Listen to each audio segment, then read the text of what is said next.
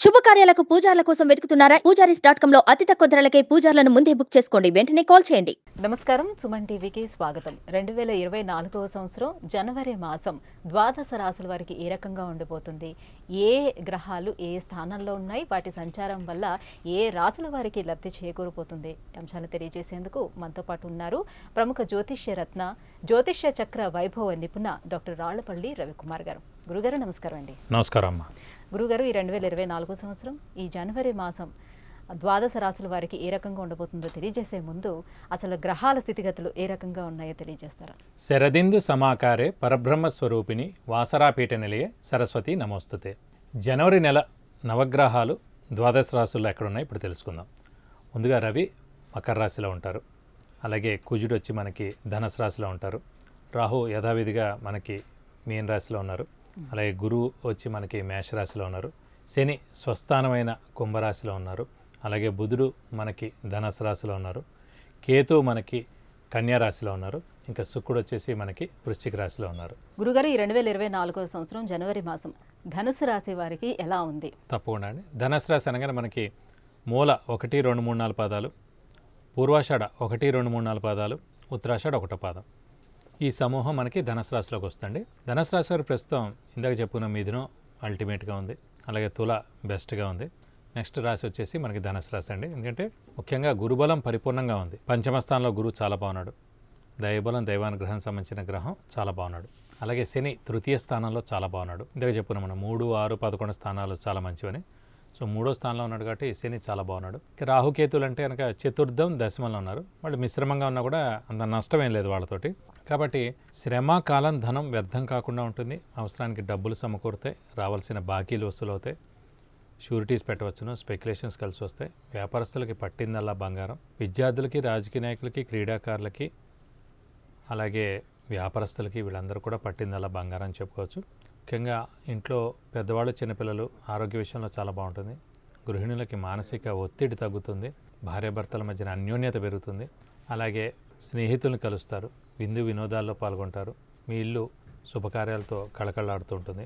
అలాగే పంచమ స్థానంలో గురువు ఉండడం చేత మీ సంతానం ఎవరైతే ఉన్నారో వారు కూడా చాలా అభివృద్ధి చెందుతారు. ఎందుకంటే పంచమ స్థానం అనేది సంతాన స్థానం. సంతాన కారకుడు గురువు. అలాంటి సంతాన కారకుడైన గురువు సంతాన స్థానంలో పంచమంలో ఉన్నాడు కాబట్టి ఎవరైతే ధనుసు రాశి వారు ఉన్నారో వారి పిల్లలు చాలా అభివృద్ధిలో చెందుతారు. ఉదాహరణకి వారు చదువుకుంటున్నారనుకోండి, వారికి ఉన్నతమైన చదువు వస్తుంది. నిరుద్యోగులు అయితే ఉద్యోగం వస్తుంది. అలాగే సంతానం లేని వారికి సంతానం కలుగుతుంది. వివాహం కాని వారికి వివాహం అవుతుంది. అలాగే వారికి అన్ని విధాలు కూడా దైవబలం దైవానుగ్రహం పరిపూర్ణంగా ఉండి చాలా బాగుంటుంది. అలాగే వెహికల్ కొనేందుకు అవకాశం ఉంది. గోల్డ్ కొనేందుకు అవకాశం ఉంది. అలాగే మంచి ఉద్యోగం వచ్చేందుకు అవకాశం ఉంది.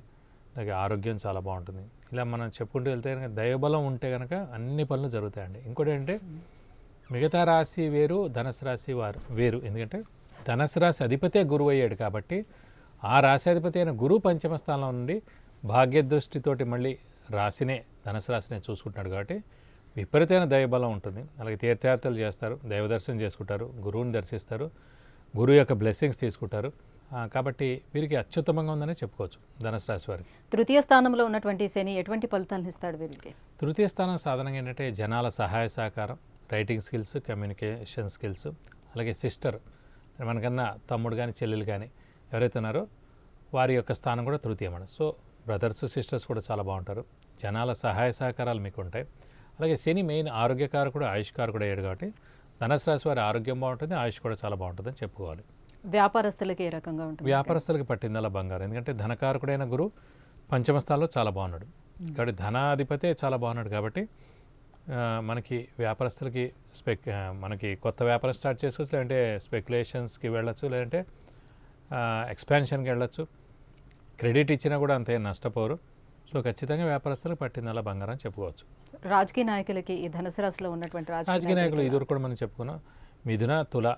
ఉదాహరణకి తులారాశి అంటే మనం ఆ రోజు కూడా చెప్పుకున్నాం లాస్ట్ మంత్ రేవంత్ రెడ్డి గారిది తులారాశి. సో తులారాశి వారు తప్పకుండా సక్సెస్. ఎందుకంటే నవంబర్ 1 నుంచే వారికి రాహుకేతుల బలం కూడా స్టార్ట్ అయిపోయాయి. ఆల్రెడీ గురు బలం ఉంది, అలాగే శని బలం ఉంది కాబట్టి తులారాశి వారు రేవంత్ రెడ్డి గారు అయ్యారు కాబట్టి ఆయన కూడా నెగ్గారు, సీఎం కూడా అయ్యారు. కాబట్టి అలాగే ధనుసు రాశి వారు కూడా వారు కూడా అత్యద్భుతంగా ఉందని చెప్పుకోవాలి. మరి ఎటువంటి పరిహారాలని పాటించుకోవాల్సిన అవసరం వీరికి ఏముందా? చతుర్థ స్థానంలోనే రాహు ఉన్నారు కాబట్టి రాహు రిలేటెడ్ రెమెడీస్ ఏమైనా ఉంటే చేసుకోవాలి. రాహు అంటే కనుక మళ్ళీ అమ్మవారిని ఆరాధించడం. చతుర్థ స్థానంలో రాహు ఎలాంటి ఫలితాలను సాధారణ ఇస్తారు? చతుర్థ స్థానం అంటే గృహస్థానం, వాహన స్థానం, మ్మ్.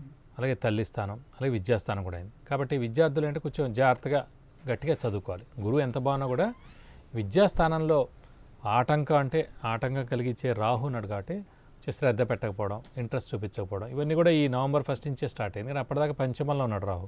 నవంబర్ 1 నుంచి మనకి చతుర్థంలోకి వచ్చేటప్పటికి విద్య మీద కాన్సన్ట్రేట్ చేయకపోవడం అలాంటివన్నీ చేస్తుండే. సో కాబట్టి విద్యార్థులు కొంచెం కష్టపడాలి. అలాగే గృహస్థానం, వాహన స్థానం కూడా అది అయింది కాబట్టి మనం అంటే మనం ఇప్పుడైనా వాహనం కొనాలన్నా లేదంటే ఏదైనా స్థలంగా కొనాలన్నా కూడా కొంచెం చిన్న ఇబ్బందులు ఉంటాయి అన్నమాట. అంతేగాని మేజర్ ప్రాబ్లం ఉండదు. ఎందుకంటే ఎప్పుడైతే గురువు అనే గ్రహం బాగున్నాడో ఇవన్నీ కూడా ఏం చేయలేవండి. మెయిన్ గ్రహం గురువు అనేవాడు బాగుండాలి, సెకండ్ శని అనేవాడు బాగుండాలి. ఏ దైవారాధన చేసుకోవాలి దీనికి? ఏ దైవారాధన అంటే రాహువే బాలేడు కాబట్టి చతుర్థ స్థానంలో ఉన్నాడు కాబట్టి రాహుకు సంబంధించింది అంటే అమ్మవారిని ఎక్కువగా ఆరాధిస్తే చాలా మంచిది. వీలైతే ప్రతి శుక్రవారం అమ్మవారి టెంపుల్కి వెళ్ళి 41 ప్రదక్షిణాలు చేస్తే కనుక మీకు అన్ని విధాలా మంచి చేకూరుతుంది. గురువుగారు, ధనుసు రాశి వారికి ఈ మాసం అంతా ఎంత అద్భుతంగా ఉంది, ఎంత బాగుంది అనే విషయాన్ని తెలియజేసినందుకు ధన్యవాదాలు. నమస్కారం.